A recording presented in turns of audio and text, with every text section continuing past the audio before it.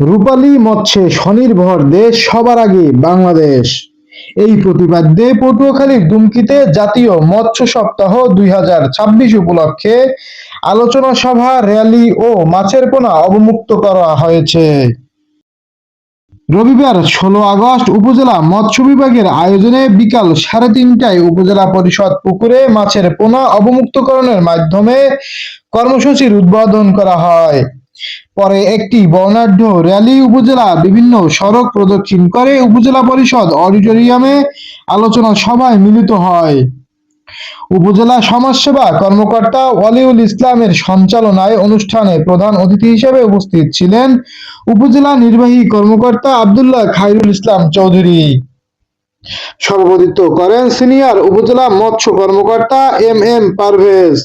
তিনি বাউফল ও পটুয়াখালী মৎস্য কর্মকর্তা এবং দুমকি রুটিন দায়িত্বে রয়েছেন। অনুষ্ঠানে মৎস্য চাষে অবদানের জন্য 3 জন মৎস্যজীবীকে সম্মাননা স্মারক প্রদান করা হয়।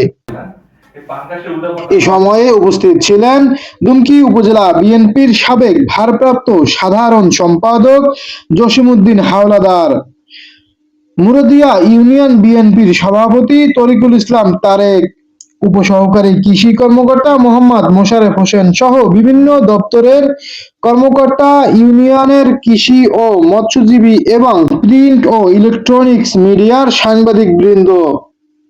বক্তারা নিরাপদ মাছ উৎপাদন, জলাশয়ের দূষণ রোধ ও মৎস্য সম্পদ সংরক্ষণে সকলকে এগিয়ে আসার আহ্বান জানান।